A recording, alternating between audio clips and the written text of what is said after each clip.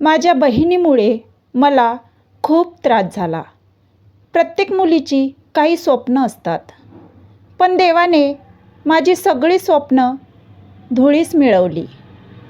लहान वयातच मी नवरी म्हणून सासरच्या घरी आले. मला लग्नाबद्दल काहीच माहिती नव्हती. तरीही चित्रपट पाहून मला थोडी कल्पना होती की नवरा येणार असतो. लग्नाच्या रात्री माझा बुरखा उचलला जाईल, माझी स्तुती केली जाईल, मला लाज वाटेल. पण मला हे माहीत नव्हतं की ही रात्र माझ्यासाठी खूप वेदनादायी असेल. माझी बहीण माझ्यासोबत झोपायची. ती रात्रभर तिच्या मोबाईलवर अशा प्रकारे बोलायची की मला ऐकूच येणार नाही. पण ती मध्यरात्रीपर्यंत जागी राहून बोलायची. जेव्हा कधी मी तिचा फोन बघायचे तेव्हा ती तो माझ्या कानावरून काढून टाकायची. एका रात्री मी झोपले असताना ती माझ्या शेजारी पडून वेगवेगळे आवाज काढत होती. यावेळी मी वळले नाही. मला तिला बघायचं होतं. तो कसला आवाज होता? तिला वेदना होत होत्या का? ती विचित्र हुंदके देत होती जे मला अजिबात समजत नव्हते. त्यावेळी मी खूप लहान होते. माझ्या बहिणीसाठी स्थळ आधीच ठरलेलं होतं. त्यामुळे मला वाटलं की ती तिच्या भावी पतीशी बोलत असेल. पण ती नक्की कोणत्या प्रकारचं बोलत होती हे मला कळत नव्हतं. एका रात्री फोनवर बोलताना ती विचित्र पद्धतीने तिचे स्तन चोळत होती. म्हणून मला वाटलं की तिला तिथे वेदना होत असाव्यात. जेव्हा मी तिला विचारलं तेव्हा ती म्हणाली, तुला काहीच माहीत नाही. अगं तोंड बंद ठेव. मला थोडं अस्वस्थ वाटतंय म्हणूनच मला इथे खाली दाबावं लागतंय.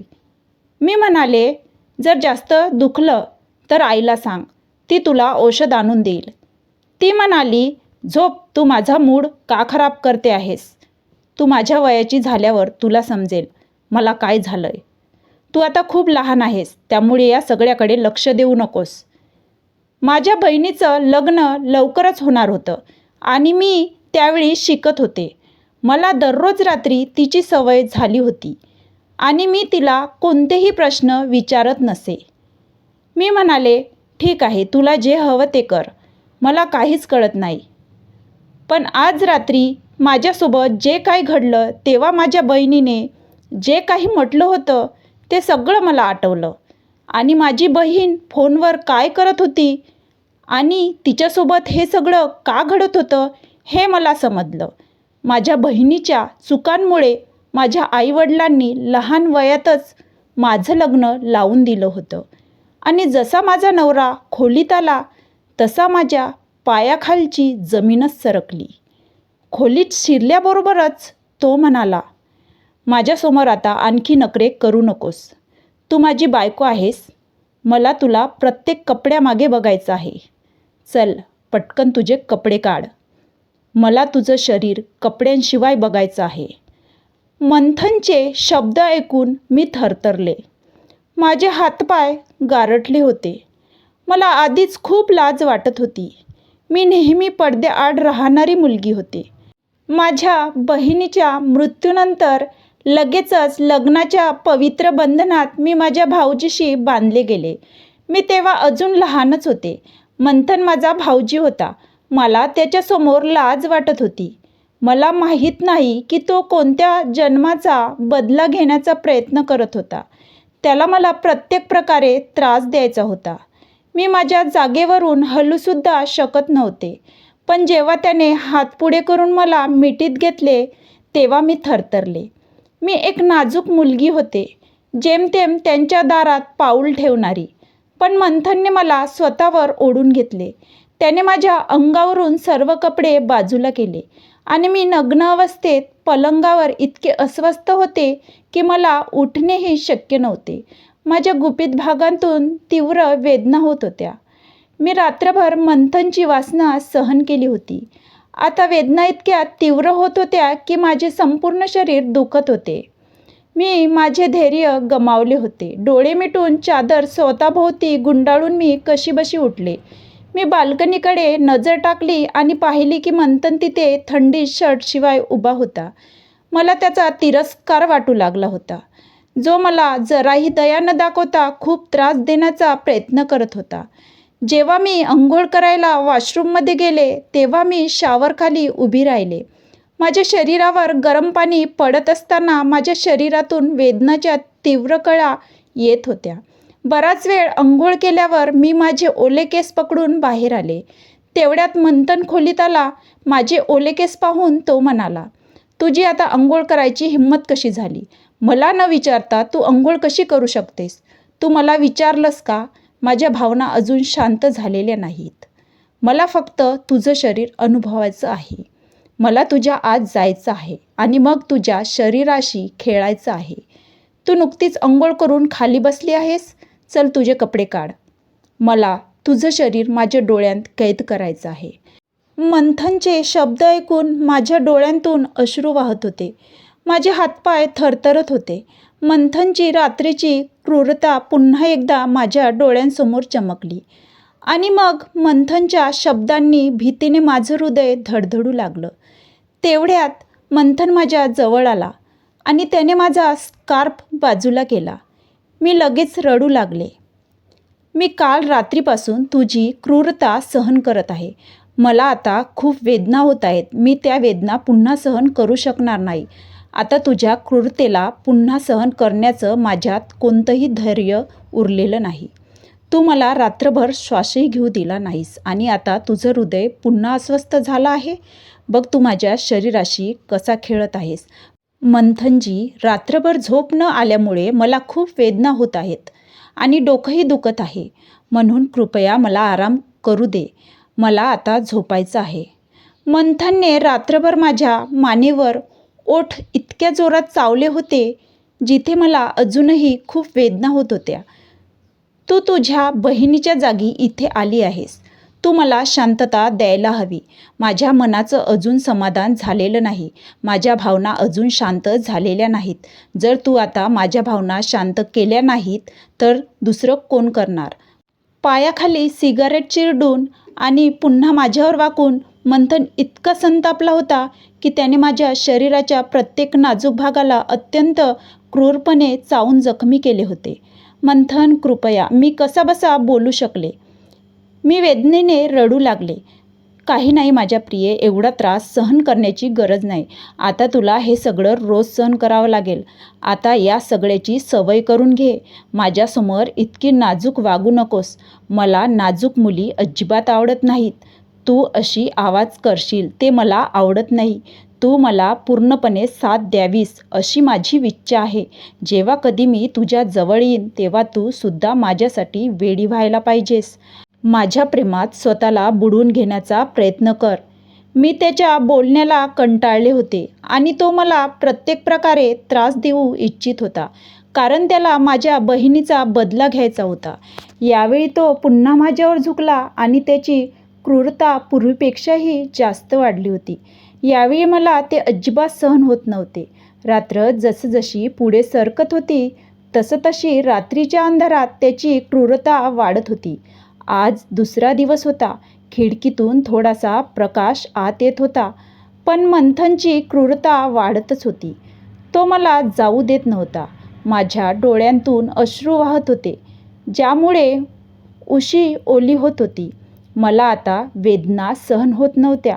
माझे संपूर्ण शरीर वेदनेने थरथरत होते. मी मनातल्या मनात विचार केला, माझी बहीण मेली नसती तर बरं झालं असतं. तिच्या जागी मी मंथनची बायको म्हणून इथे आले नसते. मला त्याचा हा वेडेपणा आणि क्रूरता सहन करावी लागली नसती. मंथन कसा माणूस होता हे सर्वांना माहीत होतं, पण माझ्या आईवडिलांनी लाजेपोटी माझं त्याच्याशी लग्न लावून दिलं होतं आणि मला त्याची क्रूरता सहन करायला भाग पाडलं होतं. लग्नाच्या पहिल्याच रात्री मला इतकं दुःख सहन करावं लागेल याची मला कल्पनाही नव्हती. आता सकाळचे 8 वाजले होते. खोलीभर एक मंद प्रकाश पसरला होता. मंथनच्या भावना थोड्या शांत झाल्यावर त्याने मला दूर ढकललं आणि म्हणाला, तू आता जाऊन अंघोळ करू शकतेस, पण ह्यावेळी लक्षात ठेव, मला विचारल्याशिवाय तू अंघोळ करू शकत नाहीस. असं म्हणून तो झोपायला गेला. माझ्यात हालचाल करायची सुद्धा हिंमत नव्हती. माझ्या शरीराच्या प्रत्येक भागातून वेदना उसळत होत्या. माझं दुःख अधिकच वाढत होतं. आता तर माझ्यात अंघोळ करायची सुद्धा हिंमत नव्हती. माझं संपूर्ण शरीर वेदनेने व्याकुळ झालं होतं. माझ्या डोळ्यांतून अश्रू वाहत होते. मी अंघोळ करून लडखडत्या पावलांनी परत आले. मी थोडी विश्रांती घेण्यासाठी मंथनच्या दुसऱ्या बाजूला नुकताच आडवा झाले होते. तेवढ्यात मंथन माझ्याकडे आला. मला तुझ्यापासून दूर राहणे सहन होत नव्हते. तुझ्या सुंदर मऊ नाजूक शरीराने मला एका रात्रीत इतके वेडं लावले होते की मला वाटले मी तुला एका क्षणासाठीही सोडू शकत नाही. तुला मिठीत घेणे खूप सुखदायक होते. तो गाढ झोपेतही अशा गोष्टी बोलत होता. ही तर फक्त सुरुवात होती. या जबरदस्तीच्या नात्यात मला पुन्हा खूप त्रासाला सामोर जावे लागणार होते.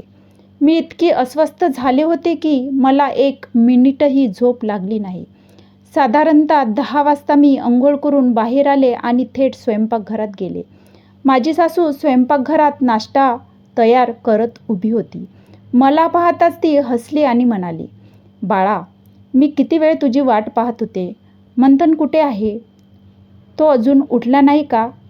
मी नकारार्थी मान हलवली. मग ती शांत झाली. "ठीक आहे, तू नाश्ता कर. मी मंथनला उठवते." "नाही नाही आई, कृपया ते सोडून दे. मी स्वतः नाश्ता आणते आणि आपण तुझ्यासोबत तिथेच बसू." मी असे म्हणत असताना माझ्या सासूची नजर माझ्या दुपट्ट्यावरून माझ्या मानेकडे गेली, जिथे असंख्य चावलेच्या खुणा होत्या. त्या खुणा पाहून माझ्या सासूच्या काळजाचा ठोका चुकला. मंथनच्या क्रूरतेचे परिणाम माझ्या मानेवर स्पष्ट दिसत होते. आईने माझ्याकडे खेदाने पाहिले. कदाचित तिच्या मनात असा विचार असावा की त्याला निदान माझी दया तरी येईल. आईने धैर्याने मला खुर्चीवर बसवले आणि म्हणाली, "प्रीती, माझं ऐक." माझा चेहरा आपल्या हातात घेऊन ती म्हणाली, "बघ बाळा, तुला धीर धरावा लागेल. मंथनला आधीच किती दुखावलं गेलं आहे हे तुला सगळं माहीत आहे. घराचा मान राखण्यासाठी त्याने नाईलाजाने तुझ्याशी लग्न केलं आणि मंथनची जखम अजून ताजी आहे. पण तुला मंथनला विचारपूर्वक हाताळावं लागेल. बाळा, ही सगळी जखम तुझ्या बहिणीने दिली आहे, जिला तुझ्यावर सूड घ्यायचा आहे. पण तुला धैर्याने वागावे लागेल आणि तुझ्या प्रेमाने त्याच्या मनातील जखमा भरून काढाव्या लागतील. तुला मंथनचं मन जिंकावं लागेल, कारण तुझ्या बहिणीने जे काही केलं त्यानंतर त्याच्या मनात स्त्रियाबद्दल द्वेष निर्माण झाला आहे. पण बघ, वेळेनुसार तो पूर्णपणे बदलेल. तो तुला प्रेमाने वागवायला लागेल. तू त्याच्या प्रेमास पात्र आहेस. तुला फक्त थोडं धैर्य गोळा करायचं आहे. मग बघ, तुझं आयुष्य ठीक होईल बाळा. तुला फक्त त्याच्या अत्याचाराबद्दल गप्प राहायचं आहे." आई माझ्या मानेवरचे जखम लपवण्यासाठी माझा दुपट्टा सावरत होती, जेणेकरून मंथनच्या क्रूरतेचे जखम दिसू नयेत. हे कोणासमोरही उघड होणार नाही. एका क्षणासाठी माझे डोळे पाण्याने भरले. माझे हृदय दुःखाने भरून आले. मी आईला मिठी मारली आणि मोठ्याने रडू लागले, "आई, मी हे अजिबात सहन करू शकत नाही. मंथनच्या क्रूरतेमुळे मी खूप त्रास सहन करत आहे. त्याने एका रात्रीत माझी अवस्था उद्ध्वस्त केली. मी रोज त्याची क्रूरता कशी सहन करू शकेन? मी एवढ्या वेदना सहन करू शकणार नाही. मी मरेन." मंथनला माझ्याबद्दल किंचितही दया वाटली नाही. त्याला फक्त माझ्या शरीरावर आपली क्रूरता दाखवायची होती. एका रात्रीत त्याने माझ्यासोबत किती वेळा असे केले हे मला माहीत नाही. आई, मी हे सहन करू शकणार नाही. त्याच्या आत खूप क्रूरता आहे. जर त्याने आपली वासना पूर्ण केली नाही तर मी माझा जीवही गमावू शकेन. आई, कृपया मला वाचव. माझ्या बहिणीने असे काय केले आहे की तो इतका संतापला आहे? तुझ्या बहिणीने जे केले ते कोणालाही सांगण्यासारखे नाही. मंथन एक सुशिक्षित माणूस होता. तो परदेशातून परत आला होता, पण त्याने स्वतःसाठी कधीही मुलगी निवडली नव्हती. तो म्हणायचा, "मी खूप शिकलेला आहे, पण मला या बाबतीत फारसा अनुभव नाही. म्हणून आई, माझ्यासाठी एक मुलगी शोधून दे. मी माझ्या मुलाच्या कॉलेजला जायचे आजकाल जिथे शिक्षण मिळतं तिथे मुलगे आणि मुली एकमेकांना भेटतात, पण मंथनने याकडे कधीच लक्ष दिले नाही. त्याला नेहमी त्याच्या भविष्याची चिंता असायची. त्याने लग्नाची जबाबदारी माझ्यावर सोपवली. मी सुद्धा माझ्या मुलाचे संगोपन करू शकेल आणि त्याला प्रेम देऊ शकेल अशा एका चांगल्या मुलीच्या शोधात होते. मी मुलीचा शोध सुरू केला. तुझी बहीण मीरा त्यावेळी कॉलेजमध्ये होती. आमच्या शेजारच्या एका काकांनी आम्हाला तुझ्या बहिणीच्या लग्नाच्या मागणीबद्दल सांगितले होते. जेव्हा आम्ही तिला बघायला गेलो तेव्हा ती खूप सुंदर होती. ती आम्हाला खूप आवडली, पण आम्हाला हे माहीत नव्हतं की तिचं दुसऱ्या कोणावर तरी प्रेम आहे आणि आमच्याकडे पैशाची कमतरता नव्हती. तुझ्या आई-वडिलांनी लगेचच मागणी स्वीकारली. मी मंथनला तुमच्या बहिणीचा फोटो दाखवला. ती त्याला खूप आवडली. तुझ्या बहिणीच्या मनात दुसरा कोणीतरी आहे याची आम्हाला काहीच कल्पना नव्हती आणि मीरानेही कोणाला सांगितले नव्हते की तिला गजेंद्र नावाचा मुलगा आवडतो. एका महिन्याच्या आत साखरपुडा झाला आणि पुढच्या महिन्यात लग्न ठरले. मग मीरा सून म्हणून आमच्या घरी आली. मीरा खूप मनमिळाऊ होती आणि आल्या आल्या तिने संपूर्ण घराची जबाबदारी घेतली. मंथनला सुद्धा ती आवडली, पण तो त्याच्या व्यवसायामुळे बहुतेक वेळा घराबाहेर असायचा. मीराने याचा फायदा घेतला. आम्ही मीरावर आंधळा विश्वास ठेवला. तिच्या येण्या जाण्यावर कोणतेही निर्बंध नव्हते.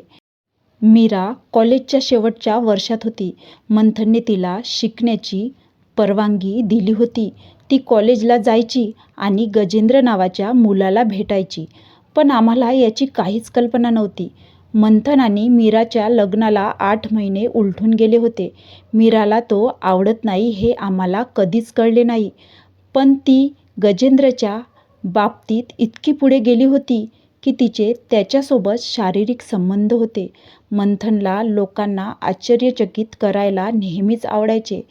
त्याला त्याची पत्नी मीराला आश्चर्यचकित करायचे होते आणि जेव्हा तो एका व्यावसायिक बैठकीतून मोकळा झाला तेव्हा त्याने मीराला तिच्या कॉलेजमध्ये जाऊन आश्चर्यचकित करायचे आणि नंतर तिच्यासोबत घरी जायचे ठरवले.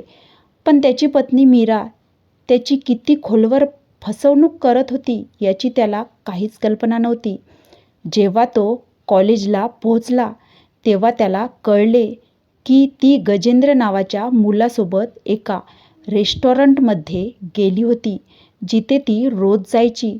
कॉलेजमधील इतर मुलींकडून पत्ता मिळवून मंथन थेट त्या रेस्टॉरंटमध्ये गेला जिथे मीरा आणि गजेंद्र बसून आपल्या प्रेमाचा आनंद घेत होते.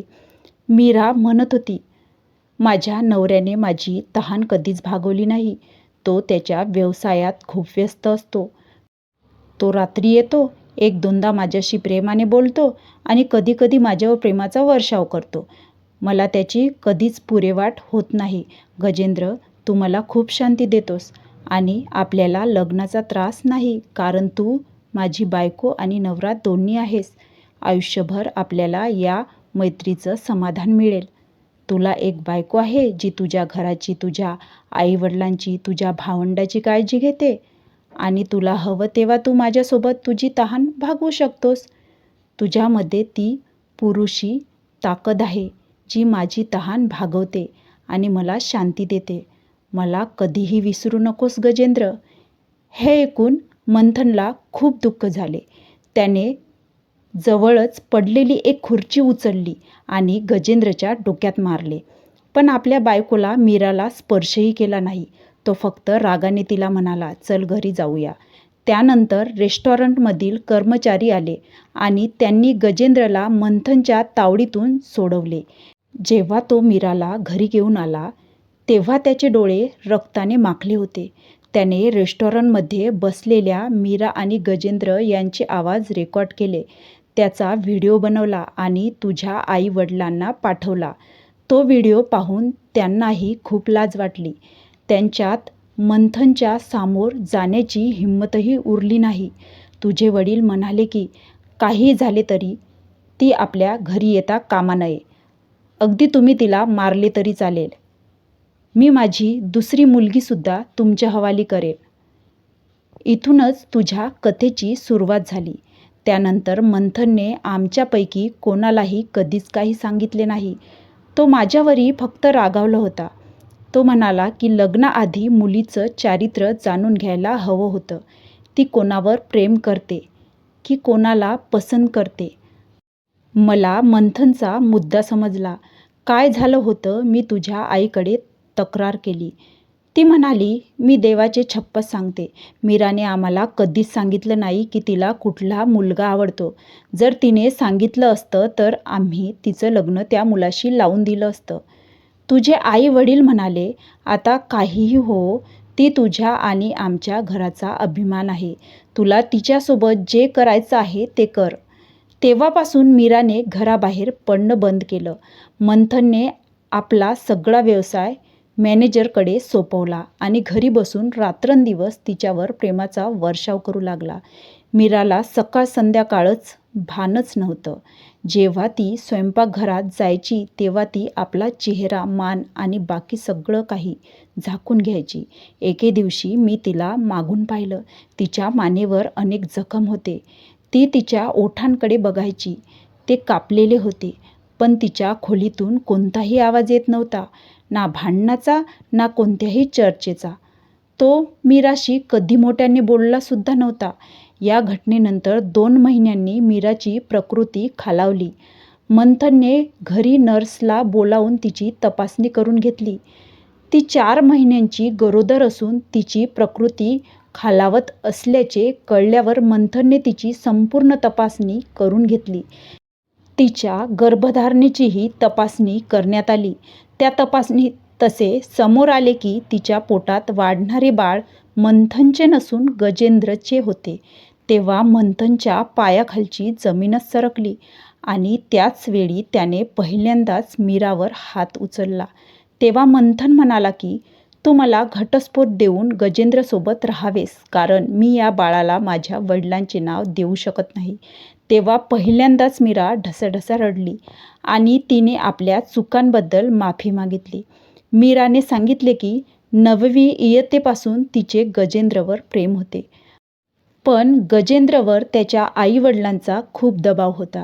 गजेंद्रला त्याच्या आईवडिलांच्या इच्छेनुसार गावी जाऊन लग्न करावे लागले. लग्नानंतर जेव्हा तो शहरात आला तेव्हा त्याने मीराला सर्व काही सांगितले. पण मीराने गजेंद्रला सोडले नाही आणि त्यांचे नाते पुढेही चालू राहिले. गजेंद्रच्या लग्नानंतर एका वर्षाने मीराचेही लग्न झाले आणि अशा प्रकारे गजेंद्र आपल्या पत्नीपासून गुपचूप एकमेकांशी शारीरिक संबंध ठेवत असे आणि मीराही आपल्या पतीपासून गुपचूप एकमेकांशी शारीरिक संबंध ठेवत असे आणि त्यांना हे नाते आयुष्यभर टिकवून ठेवायचे होते. पण मीराचा खेळ संपला होता. ती गरोदर राहिली होती. मीराची तब्येत खालावली आणि ती अधिकाधिक तणावाखाली आली. मंथन तिच्यावर अधिकाधिक चिडला आणि तिला शक्य तितका क्रूरपणा करू लागला. मंथनने तिला घर सोडून जाण्यासही सांगितले. पण मीरा जाणार तरी कुठे? एके दिवशी मीराने गजेंद्रशी गुपचूप बोलावून सांगितले की तिच्या पोटातले बाळ त्याचे आहे. गजेंद्रने स्पष्टपणे नकार दिला आणि म्हणाला, मी हे बाळ स्वीकारणार नाही, कारण मला माझी स्वतःची 3 मुले आहेत. तू गर्भपात करून सुखी आयुष्य जगू शकते. हा संघर्ष तिथेच संपला. तिचे आणि तिच्या पतीचे आयुष्य सुखी होणार नव्हते. त्या दिवशी तिला आपली चूक कळली. आपण जे करत होतो ते भयंकर चुकीचे होते हे तिच्या लक्षात आले. त्या बाळाला कोणीही आपले नाव देऊ इच्छित नव्हते आणि मीराला ते बाळ गमवायचे नव्हते. आता ती अधिकाधिक तणावाखाली आली आणि याच तणावाने एके दिवशी मीराचा जीव घेतला. मीराला पोटात तीव्र वेदना होऊ लागल्या आणि त्या वेदनांनी तिचा जीव जवळजवळ घेतला होता. मीराच्या मृत्यूनंतर तुझ्या आईवडिलांना खूप लाज वाटल्यामुळे त्यांनी तुझे लग्न मंथनशी लावून दिले. मीराच्या विश्वासघातामुळे मंथन इतका वेडा झाला होता की तो आता कोणावरही विश्वास ठेवत नव्हता आणि पूर्णपणे खचून गेला होता. मंथनच्या आईच्या बोलण्याने मला खूप दुःख झाले. मीराच्या चुकीची किंमत मी चुकवत होते. आमचा लग्नाचा स्वागत समारंभ खूप थाटामाटात पार पडला. स्वागत समारंभानंतर आई बाबा मला न्यायला आले. मी मंथनपासून मुक्त होणार या विचाराने मला खूप आनंद झाला होता. माझा हा गैरसमज फक्त काही मिनिटेच टिकला. मंथनने प्रीतीला पाठवायला स्पष्टपणे नकार दिला होता. आई बाबाही शांतपणे परत आले. त्यांचा त्यांच्या जावयावर खूप विश्वास होता. पण मी कोणताही गुन्हा न करता या जाळ्यात अडकले होते आणि मंथन माझी बहीण मीराचा बदला माझ्यावर घेत होता. मी फार मोठी नव्हते. मी नुकतीच 10वी उत्तीर्ण झाले होते आणि याआधी कधी कोणत्या मुलाशी बोललेही नव्हते. मंथनचे व्यक्तिमत्व खूप चांगले होते. त्याच्याशी लग्न करायला कोणीही नकार देऊ शकले नसते. पण मला त्याचे प्रत्येक वाईट कृत्य सहन करावे लागत होते. स्वागत समारंभाच्या दिवशी मी तयार होत होते. स्वागत समारंभ संपला होता. आई बाबाही घरी गेले होते. त्या रात्री जेव्हा मी माझ्या खोलीत गेले तेव्हा त्या जड लेहंग्यात मला गुदमुदल्यासारखं वाटलं. मी तो काढून टाकला. तेवढ्यात मंथन आत आला आणि माझ्याकडे रागाने बघू लागला. हा लेहंगा काढायला कोणी सांगितलं? जा आणि घाल. माझं काम होईपर्यंत मला तुला बघायचं आहे. तू हा काढणार नाहीस. रडत रडत मी अडखळत पावलांनी पुन्हा लेहंगा आणि ब्लाऊज घालू लागले.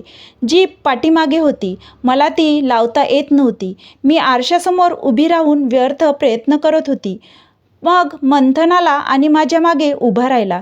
त्याने स्वतःच्या हातांनी माझा लेहंगा आणि ब्लाऊज काढला आणि मला नग्न अवस्थेत पलंगावर नेले आणि त्याचा क्रूरपणा पुन्हा सुरू झाला. पण मी काही करू शकत नव्हते, कारण मला दुसऱ्याच्या गुन्ह्याची शिक्षा मिळत होती. मी त्याला 2 महिने सहन केले. 2 महिन्यानंतर माझी तब्येत अचानक बिघडली. जेव्हा डॉक्टरांनी तपासले तेव्हा मी गरोदर होते आणि जेव्हा मंथनला हे कळले तेव्हा तो आनंदाने उड्या मारू लागला आणि त्याने त्याच्या सर्व कृत्येबद्दल माफी मागितली. मी त्याला माफ केले, कारण माझे त्या मुलावर खूप प्रेम होते. त्याच्या येण्याने मंथन पूर्णपणे बदलला होता. आता तो माझ्यावर विश्वास ठेवू लागला होता आणि मीराला विसरला होता. माझ्या प्रत्येक चुकीबद्दल त्याने माफी मागितली. मी सुद्धा मंथनला माफ केले. मंथन खूप चांगला माणूस होता. त्याने आपल्या पत्नीशिवाय दुसऱ्या कोणाकडे कधी पाहिलेही नव्हते. माझी बहीण मीराने त्याचा विश्वासघात केल्यामुळे मी त्याच्यावर आंधळा विश्वास ठेवू शकत होते. त्या धक्क्यातूनच तो माझ्याशी असे वागत होता. त्याने मला दीदीबद्दल सांगितले. मला दीदीवर खूप राग आला होता. मंथन मला त्याच्या लग्नाच्या पहिल्या रात्रीबद्दल सांगितले होते. कुमारिकेला जसा रक्तस्राव होतो तसा दीदीला झाला नव्हता. पण त्याला दीदीवर संशय आला नव्हता. ज्या दिवशी त्याने माझ्यासोबत पहिली रात्र घालवली आणि माझा पलंग रक्ताने भिजवला होता त्याच दिवशी त्याला याबद्दल कळले. त्या रात्री त्याने माझ्यात अनेक बदल पाहिले होते. पण तरीही मीराच्या विश्वासघातामुळे तो माझ्याशी इतक्या क्रूरपणे वागत होता. त्याने मला सांगितले की जेव्हा कधी तो त्याच्या कामावरून मोकळा असतो तेव्हा तो मीरासोबत वेळ घालवतो. मीरामध्ये काहीतरी विशेष होते. ती मला रात्रभर वेड लावत असे. मीराला पहिल्या रात्री कोणतीही लाज वाटली नव्हती आणि तिने माझ्यासोबत उघडपणे त्याचा आनंद घेतला होता. मंथननेही त्याची पहिली रात्र पहिल्यांदाच साजरी केली होती. त्यामुळे त्याला याची कल्पना नव्हती. मला मीरा समजत नव्हती आणि जेव्हा तिने माझा विश्वासघात केला तेव्हा तो इतका वाढला की तो वेडा झाला. पण माझ्यासोबत जे काही घडले ते पूर्णपणे दीदीमुळे होते आणि ती संपूर्णपणे दीदीची चूक होती. मी आणि मंथन आता खूप आनंदी आहोत आणि तो माझ्यावर खूप विश्वास ठेवतो. मी सुद्धा त्याच्यावर आंधळा विश्वास ठेवते. मला सांगा, जर तुम्ही माझ्या जागी असता तर तुम्ही काय केले असते? मी मंथनच्या मुलाला जन्म दिला. मंथन आता सगळं जग विसरून माझ्यावर खूप प्रेम करतो. लग्नाआधी माझी बहीण मीरा गजेंद्रशी बोलायची आणि मला वाटायचं की ती तिच्या होणाऱ्या नवऱ्याशी बोलत आहे आणि फोनवर हा सगळा गोंधळ कशाबद्दल होता हे मला माहीत नाही. लग्नानंतर मला कळलं की हे सगळं काय होतं आणि ती किती टोकापर्यंत पोहोचली. तिचे आणि गजेंद्रचे शारीरिक संबंध होते आणि तिने गजेंद्रसोबत किती रात्री घालवल्या हे मला माहीत नाही. ती तिच्या प्रेमात किती पुढे गेली होती हे मला माहीत नाही, पण गजेंद्र तिची फसवणूक करत होता. दीदीला अजूनही काही कळत नव्हतं आणि त्याच फसवणुकीत तिने तिच्या नवऱ्याचीही फसवणूक केली. लग्नानंतर मला कळलं की ती फोनवर कशा प्रकारचे आवाज काढायची. फोनवर सुद्धा ती स्वतःवर नियंत्रण ठेवू शकत नव्हती. गजेंद्र तिच्याशी फोनवर फक्त शारीरिक संबंधाच्या विषयावरच बोलायचा आणि त्याचे बोलणे ऐकून तिला स्वतःवर नियंत्रण ठेवता येत नव्हते. त्यामुळेच ती अशा आरडाओरडा करायची. मी माझ्या बहिणीबद्दल माझ्या नवऱ्याला काहीही सांगितले नाही, पण आता मला सर्व काही समजले आहे. पण मी माझ्या नवऱ्याला माफही केले आहे. तुम्हीच सांगा, माझ्या नवऱ्याला माफ करून मी चांगले केले की वाईट? जर तुम्हाला आजची गोष्ट आवडली असेल तर माझ्या चॅनलला लाईक आणि सबस्क्राईब करत राहा.